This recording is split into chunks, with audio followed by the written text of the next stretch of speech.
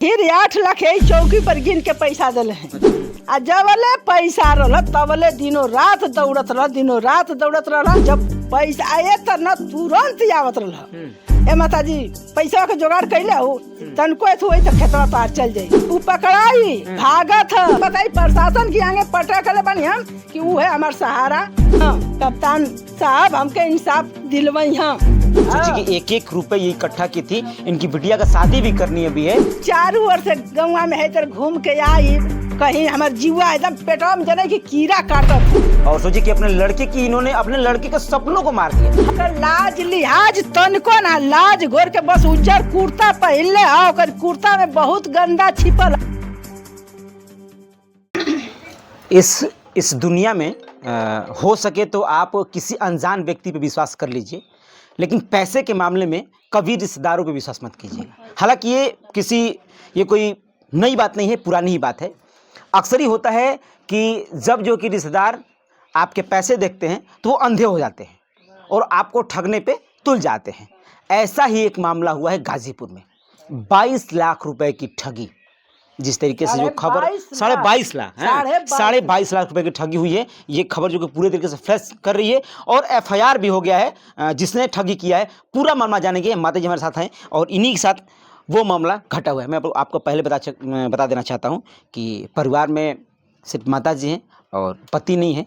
और आपके कितने बेटे हैं? एगो लड़का, हम 2 लड़की थे। एगो लड़की का शादी कर दिल भैया। एगो लड़की के लेके हम पैसा बेगर हम मरत हैं। रात का भइल का पूरा मतलब का भइल रहल पूरा हमसे न आइल न तो का नाम हो ओकर दिनेशवा नाम है। कलश की पेंशन बना वाला हो यहाँ का रायपुर का तो कलश की माता जी तोहार पेंशन बनवा दे, तोहार आदमी ना बना तो कम से कम 2 पैसा पैबो। वही में हमार एथु देख लेला है का कहला पैसा बन खाता पैसा वाला खाता देख लेलस। बस ये हमारी पाछे पड़ गई। अच्छा। एक कदम दिनों रात दौड़े लागल। कहे कोनो जुगाड़ सोच के आवत, माता जी तू खेत ले लब, तार लइका गाड़ी कहते गाड़ी नतले, गाड़ी लेबू तो बिला जेबू, गाड़ी नतला लइकवा हमर मार जे छरिया के हमके मारे पीटे लागल। कहे कि ना हम गाड़ी लेबे। कल ना भैया तोहर पापा मर गइला तो के हम कौने दुनिया में जाके तो जो अब कहीं टायर फाट गइल, कहीं लड़ल, कहीं पकड़ाइल तो हम कमन एथु करब। खेत ले लेबल जी भैया तो तोहरो जिंदगी ओरई हमरो ओरवई बा। तो ओ ढंग से हम खेत खातिन के हमके भरमा दहलस। अच्छा। कि हाँ माता जी खेत तू ले ला, तो के कहत है खेत ले ला। अब पैसा रोज मतलब वो व्यक्ति रोज डेली आवे 2 बेर 3 बेर 4 बेर डेली आवे दिन भर में। एक जगह आहो नी बकरी ले रही हमार बहन भैया जब मर गई ना तब हे खटिया पर होई में एकदम गिरल रही। तो हमार बहन उजियार भरौली सहेली से तो कहली से कि ये बहनी तो के कह दिन आके पानी पियावल जी या खियावल जी या बैठावल जी उठावल जी। हाई 2 बकरी के बच्चा देते हैं जैन के वही बहाने बन्हबू छोड़बू पानी पियबू तो हर जीवान मन हो के भैया बहनी के बैठबू। अब तो गई तो के पानी पियावे ना आई हैं। तो अब बात जवन के वो ले के भैया हम दुखरा करत तो अब हमारी पाछे पड़ गई। आ जबले पैसा रहा तबले दिनों रात दौड़त रहा। आ वो करी बात जब जान गई ह कि पैसा ना हो तो हमारी नजर उठा के तकलस ना, फोन ना कैलस, तब तो हमके झटका लगल ना। पैसा आप दे देनी जमीन खरीदे खातिर? हाँ, पूरा पैसा 12 लाख रुपया भैया झोरा में हे तर लेके। आ वही जन डालल जरा पैसा छुआ में ओजे करी हाथ पर दिले ही डलले है, हम निकाल के दिले ही डलले है। आ डाल के जब वो से पर्ची काट के देहलस तो कहनी पर्चिया हमके तो हमार कमन ची आसरा बा। तो कहलस कि ऐसा ना कि पर्चिया तो ले लो, ठीक है भाई तो ये पर्चिया कुछ काम ना करी, फाड़ के बिक दिया माता जी। फिर 8 लाख यही चौकी पर गिन के पैसा दिले हैं। अच्छा, माने कि वो कैश फिर चौकिया पर कैश देहनी? हाँ 8 लाख रुपया जब दहली। अच्छा। तो ओकर कहनी ये भाई एकर हमके का साबुत देत हुआ। तो गल तो 50 रुपया का इन खाप की अरे स्टाम्प पेपर लेके आइल। कलस माता जी अंगूठा लगा दा धल ये का कुछ दिन धके का करबू, तोहार हम है तो पैसा कुल है, तोहार खेत मिल जाई आ ना खेत मिल तो पैसा देवे के हम एकदम देव तोहार पैसा। इहे बात हमसे कहलस। अब हम एक पर विश्वास बना के लड़का के लड़किन के वो समय हम ना समझले हैं। कहले कि अभी कुल गाँव माऊ करत बानस तो का करी, खेतवा रही तो सबकी खातिन के कमियाब हो जाई। वो लड़किया के शादियों करब तो कुछ खेतवा पर लोन निकाल लेवल जाई, कुछ भैया बहनी जे भी बात 10-5 अपन जुटा के लड़किया के हम शादी कर ले।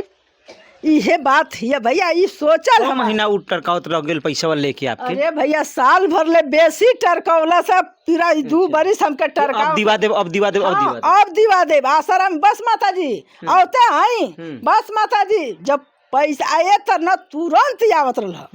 ए माता जी पैसा के जुगाड़ कैले हो, तनको हुई तो खेतवा तार चल जाई। तू बहुत होशियार आदमी हो माता जी, बहुत होशियार आदमी हो, चलहाक आदमी हो, खेत ले लेबू बढ़िया। होशियार कह के बूढ़ो बना के ले ला। हाँ अब खेत ले लेबू तू माता जी, बहुत चलहाक आदमी हो। ऐसे ऐसे कह के भैया हमार खेत ले ले, अरे पैसा ले ले हलस खूब। हाँ हम एकदम हो उघारे गोड़े है बेचप्पल का। यहाँ से हम भोर में उठत रहनी है तो शाहजहानंद स्कूल बा वही में उ जात रहो कर घरे। हम ना जात का जरूरी है, एक दिले तो एक पकड़ी। तो हम शाहजहानंद स्कूल तर फोन करवात नहीं है तो उठावत 100 बार फोन कैले हैं तो एक बार उठाई तो कहता कि आवत है माता जी। तो शाहजहानंद स्कूल तो कितना मुसीबत भैया सह के हम एक से भेंट करत हैं कि हमारे पैसा दे। अब घरे ना आवत, अब घरे एकदम ना आवत है, एकदम ना आवत है। एफआईआर भी हो गई बटे, एफआईआर हो गई बा। हमके साहब लोग पर भरोसा हो गई बा कि हमारे पैसा साहब लोग आए। कप्तान साहब से विश्वास है कि मतलब कि आपके इंसाफ हुई आपके साथ ना? हाँ इंसाफ दी। हाँ कप्तान साहब हमके इंसाफ दिलवई। हाँ आई साहब भी आइल ना लोगन, सिपाही साहब वो हमके इंसाफ दिवई हैं लोग। आपकी विश्वास आपके बाटे? विश्वास हो गई बा अब हमके। अच्छा वो तो कहते कि झूठे हमारा पर इल्जाम लगाओ तनी आप, हम उनका कुछ नहीं खिले। हमके बदनाम करे कोशिश कल जाता है, हम चुनाव लड़तनी ऐसे हमारा के बदनाम लोग करते। अब तो बदनाम का दूध और पानी का पानी। जब बैंक खंगरवा दो खंगरवाई तो खुदा मन लौकी की हाई हकीकत ही है। फिर ई ले 8 लाख जमन वो लौकी। जब एगो लौकी तो दूसर को लौकी जब हमसे ले ले भाई तरह के हमें जब बकरी चरावत है वो लेके बांध धैले पैसा लिया के कहियो का। फिर आयल तो लेके चल गई भैया हमारे बकरी के पड़ जैसो तू आई पैसा ला अपन तू जा जमा कर दी। वो तर पैसा हम हर एक तरह से बहुत हम पीड़ित हो के घर पर हाथ उठौली हैं आ पर उठौली हैं। मतलब आप अब कुल चीज हार गेली हैं कि अब दे ही नहीं। चारू ओर से गौवा में है तर घूम के आई कहीं हमार जीवा एकदम पेटवा में जने कि कीड़ा काटत हो, हमार तबियतिया उजात है तो आई तो है चौकिया पर हम सूत के फिर जाए। कोई बतिया नहीं, 2 आदमी के बतिया ना लोके और पैसा पेटवा में जैसे जनाई कि काटत हो। चिढ़ नहीं हो रहल है। आज ई समझा कि ना खाना ना पानी एकदम निकला लड़किया हमार कैसे हमके खिया के जियवल से कोई से भैया बहन से कहत ना रही कि भैया बहन कहीं के देखा देले बारू तो ना कहलू। अब का कहत बारू कोई से पेटवा में लेके भैया कितना मजबूत हम करत जब ना एकदम पीड़ित हो गए तब ही हम कदम उठौले। आप प्रशासन का सहारा लेनी है न तो हम चारों ओर से आइब न तो ये जीवा जनाई कि तौर ऊपर कि आए हो बाप लड़किया का सदिया हम कैसे करब। अब तो हमके एकदम में धो दे हलस आए हो बाप। अच्छा पकड़ाई हो कि नहीं? अब वही पकड़ाई भागत है। अच्छा यहाँ इलाहाबाद भागत है, लखनऊ भागत है, जहाँ भागत है। हम तो अपने घर है चोर ना। वो कहते कि हम गलत ना है तो फिर काहे भागत? तो काहे भागत है गलत ना, हम तो अपने घर ना है, हम गलत है तो हम सिपाही है तो पकड़िया ना आइल ना साहब तो काहे ना पकड़ ला। आपसे पूछा भइल? हाँ पूछ पाछ कुल भइला। वो काहे भागत है? हम जाऊँ कहली कार्यालय में कि आओ भैया वो बोलौला लोग तो एको बार कहलस कि का मोबाइल बतियौलस कहा था कि हम खाना खाते हैं। एगो कौन रानी? अच्छा वो जो कार्यालय में मतलब बात भइल तो कहलस हम खाना खाते हैं। हाँ अच्छा तो वो जहाँ अबे ना कैल कहीं औते ना सामने होते ना हम कहते जहाँ कोई बोलात हम तो अपन झोरा टंगले चल देते बानी कि हमके जब हम सही है तो हम कहे ना जाए बांगे। गलत बोले सामने आओ अपन बात रखू, हम अपन बात रखते नहीं। प्रशासन जांच करी ना, जांच करी ना कि नहीं गलत है या कि सही है। ओकर जांच दोनों आदमी के एथु होई ना। प्रशासन बताई हम तू का बताल जी, प्रशासन बताई। प्रशासन की आगे पटा करे बनी हम कि वो है हमार सहारा करी। हाँ तो योगी आदित्यनाथ जी भरोसा है, गाजीपुर के कप्तान साहब आपको भरोसा है, डीएम साहब भरोसा है। हाँ, क्या आपके साथ इंसाफ हुई जरूर? हाँ ये तीनों ठाई से हमारे इंसाफ निकली। आ जब भैया हो निकल जाई, हम अपन ओके का जरूरी, अपने घर है, हम अपना घर है। सही बात है। हम विश्वासघात जिस तरीके से क्या लगता है आपके रिलेशन में वो? अरे हमारी बहन का ननद का ही दामाद है, रिश्ता है दूर रिश्ता का। है। हाँ सोचिए कितनी बड़ी बात है। रिश्ते में सोचिए कि इनकी बहन की ननद का वो दामाद लगता है, दामाद है। और कितनी बड़ी बात है कि इतना छल, इतना बड़ा छल कोई कैसे कर सकता है। एक इज्जत देखनी चाहिए कि तुम्हारा रिश्तेदार कोई है, वो रिश्तेदार इस तरह बातें जाएंगी तो कैसे होगा, तुम बच के आखिर जाओ कैसे? ओकर लाज लिहाज तनको ना, लाज घोर के बस उज्जर कुर्ता पहनले है, ओकर कुर्ता में बहुत गंदा छिपल है, कचरा दाग छिपल है। लगल, दाग लगल, दाग लगल ओकर कपड़ा में ना, उज्जर कपड़ा में, उज्जर कपड़ा के नाम पर वो कलंक हो, एकदम दाग लगल हो ओकरी में। ये चीज़ें हैं।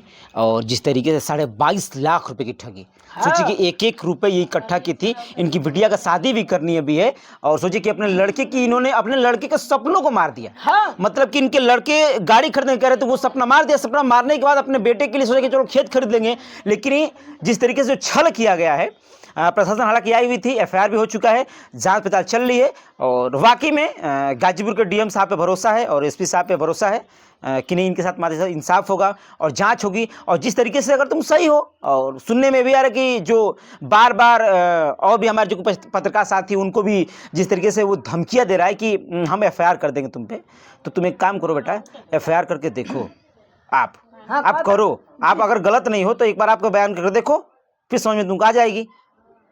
एक कहावत सुनो अपना कि चोर के दाढ़ी में तिनका, जो होता है वही तुम्हारे अंदर है। सफ़ेद कुर्ता पहन लेने से तुम नेता नहीं बन जाओगे। हाँ। जो दाग जो छुपा के रखे हो उस सफ़ेद के आड़ में, और वो जल्द सामने निकल के आने वाला है, और प्रशासन निकाल के रहेगी। तुम मिलो एक बार बस। वैसे इस विषय में आप क्या सोचते हैं? जो ये प्रकरण गाजीपुर का 22 लाख रुपए का हुआ है, आप हमें ज़रूर दीजिएगा। मेरा नाम संतोष है, द भारत में आप देख रहे थे। धन्यवाद।